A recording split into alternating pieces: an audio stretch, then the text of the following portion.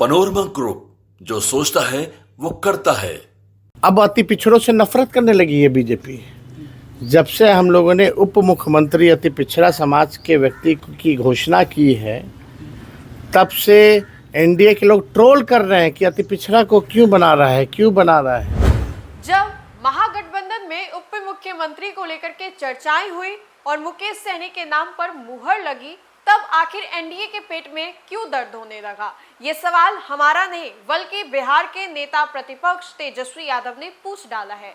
नमस्कार, news for nation देख रहे हैं आप। मैं हूं आपके साथ राजनंदिनी। बिहार चुनाव गिन चुनकर उंगलियों पर कुछ दिन शेष रह गए हैं और ऐसे में नेता प्रतिपक्ष तेजस्वी यादव ने आज सुबह पत्रकारों से बातचीत भी की। इस दौरान तेजस्वी यादव ने बताया है कि किस तरीके से जब बिहार में महागठबंधन की सरकार आएगी तो हम लोग काम करेंगे। लेकिन सवाल पूछ लिया गया मुकेश सहनी को लेकर के, सवाल पूछ लिया गया कि क्या महागठबंधन में दूसरा उप मुख्यमंत्री का जो फेस होगा वो मुस्लिम यानी कि अल्पसंख्यक समुदाय से होगा। इतना सुनने के बाद तेजस्वी यादव ने एनडीए सरकार को लेकर के बहुत सारे जो पोल हैं वो खोलने शुरू कर दिए। पहले तो तेजस्वी यादव ये कहते नजर आए कि अगर हम लोगों का महागठबंधन है वो पूरे तरीके से इंटैक्ट है तो इन लोगों को क्यों दर्द हो रहा है। तेजस्वी आगे ये कहते हैं कि महागठबंधन में हम लोगों ने सब कुछ फाइनल तो कर लिया है, लेकिन जैसे ही मुकेश सहनी का नाम सामने आया, सन ऑफ मल्ला को हमने उप मुख्यमंत्री के तौर पे बताया या सबके सामने सामूहिक तौर पे स्वीकार किया, तब एनडीए वाले के पेट में दर्द होने लगा। और ये सवाल पत्रकारों का सुनते ही तेजस्वी ने अंदर की बहुत सारी बातें जो है वो सामने ला करके रख दी है। तो पहले हम आपको लिए चलते हैं क्या कुछ कह रहे हैं नेता प्रतिपक्ष तेजस्वी यादव महागठबंधन के उप मुख्यमंत्री चेहरे को लेकर के हुए हैं। और अब अति पिछड़ों से नफरत करने लगी है बीजेपी। जब से हम लोगों ने उप मुख्यमंत्री अति पिछड़ा समाज के व्यक्ति की घोषणा की है, तब से एनडीए के लोग ट्रोल कर रहे हैं कि अति पिछड़ा को क्यों बना रहा है। यानी भाजपा के लोग अति पिछड़ा समाज से नफरत करने लगे।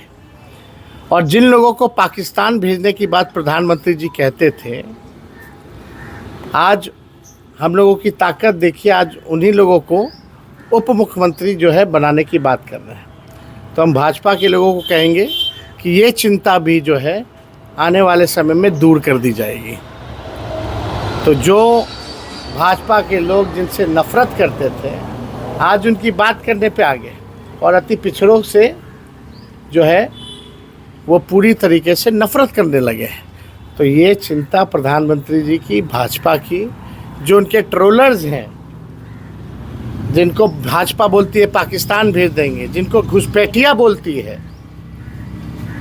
जो है आने वाले समय में इस भाजपा को भी जो है हम लोग संतुष्ट कर देंगे। कोई चिंता की बात नहीं। अमित शाह ने कहा है कि 14 नवंबर को आपको जो है सरकार कल भाषण में कहा है अमित शाह ने।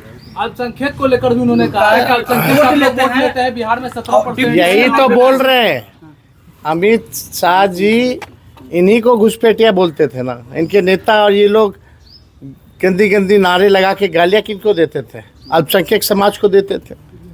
और यही लोग पाकिस्तान भेजने की बात करते थे। अमित शाह जी की भी इस चिंता को हम लोग दूर करेंगे। लेकिन अमित शाह जी, आपको इतना नफरत क्यों हो गया अति पिछड़ा समाज से? अगर एक अति पिछड़ा समाज का व्यक्ति अगर डिप्टी सीएम बनता है तो आप इतना नफरत क्यों कर रहे हैं? तो कोई चिंता की बात नहीं। हमने पहले भी कहा है कि ये देश सबों का देश है, सबका इस देश की आज़ादी में योगदान रहा है, चाहे कोई धर्म के हो, कोई जाति के हो। और जो बेचैनी उनकी है, उस बेचैनी को हम लोग शांत कर देंगे। और आने वाले समय में ये बात जो है हम बता देंगे। आज भी सभा को मोहन यादव को लाया जा रहा है आपके प्रधानमंत्री मोहन यादव को लगातार बुलाया। अरे यार, पूरा देश का हर लोग आ रहा है, उससे क्या लेना देना, कोई आए ना जाए। बिहार के लोग कितना लोग को जानता है। प्रधानमंत्री ने कल आप लोग आरजेडी पर भी हमला बोला और ये कह रहे हैं कि अब वो लाइट चलवा रहे हैं और कह रहे हैं कि लाइट नौकरी की बात की।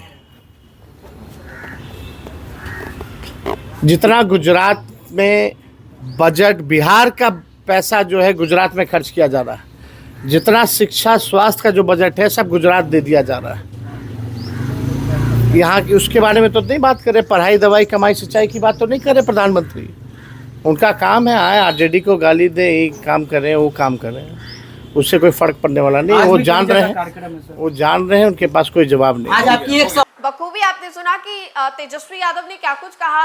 अब ऐसे में ये समझिए कि महागठबंधन में जितना सीएम फेस को लेकर के तनातनी बनी थी, अब उतना ही तनातनी जो है उप मुख्यमंत्री को लेकर के भी बनी हुई है। पहले सीएम फेस जो है तेजस्वी को कोई मान नहीं रहा था, लेकिन अब जब तेजस्वी के नाम पर मुहर लगी तो अब ये कहा जा रहा है कि ठीक है आपने बता दिया तो उप मुख्यमंत्री कौन होगा भैया। उप मुख्यमंत्री आपने सबसे पहले तो बता दिया कि मुकेश सहनी, अब मुस्लिम यानी कि अल्पसंख्यक समुदाय को क्यों नहीं बता रहे। चिराग पासवान ने सुबह सुबह इसको लेकर के पोस्ट किया और आपको हम लिए चलते हैं कल पप्पू यादव के पोस्ट से रूबरू करवाते, जहां पर पप्पू यादव ने कहा है कि अगर इंडी गठबंधन की सरकार आती है तो राहुल गांधी जो है सुनिश्चित करेंगे कि एक जो दलित समाज से उप मुख्यमंत्री होगा और दूसरा जो है मुस्लिम समुदाय से यानी कि अल्पसंख्यक समुदाय से उप मुख्यमंत्री होगा। और ये पप्पू यादव ने दावा किया है। और ये पूरी बिहार की राजनीति जो है महागठबंधन की खास तौर पे बात करें तो उप मुख्यमंत्री को लेकर के अल्पसंख्यक समुदाय के इर्द गिर्द घूमती हुई नजर आ रही है। और ऐसा इसलिए किया जा रहा है क्योंकि प्रेशर बनाना है, प्रेशर पॉलिटिक्स जो है वो क्रिएट की जा रही है। महागठबंधन के लोग भले ही बंद कमरे में इसको लेकर के चर्चाएं कर रहे हो, लेकिन एनडीए में इसको हर एक मंच से बोला जा रहा है, चाहे वो चिराग पासवान हो या फिर उसके अलावा एनडीए के कई कद्दावर नेता, सम्राट चौधरी जैसे कई नेता जो हैं उन्होंने भी इस बात को सामने रखा है और एक प्रेशर बनाने की कोशिश जो है पूर्ण रूप से की जा रही है, जिसके माध्यम से आज तेजस्वी यादव ने कहा है कि अगर हमारे महागठबंधन में कुछ होता है तो इन लोगों के पेट में दर्द क्यों हो रहा है। तो हमने आपको सुनवाया कि तेजस्वी यादव ने क्या कुछ कहा। बहरहाल आपको क्या लगता है कि क्या वाकई महागठबंधन में एक दलित यानी कि कोई भी चेहरा हो और एक अल्पसंख्यक समुदाय से उप मुख्यमंत्री होना चाहिए या नहीं, ये कमेंट के माध्यम से आप जरूर बताएं। तो फिलहाल के लिए इस खबर में इतना ही, बहुत बहुत शुक्रिया। सूरज की पहली किरण के साथ जाग उठा बिहार, हर मत बने नई उम्मीद, हर कदम जिम्मेदारी। न्यूज फॉर नेशन की अपील, 6 और 11 नवंबर को घर से निकलें, वोट करें और अपने भाग्य विधाता खुद बने।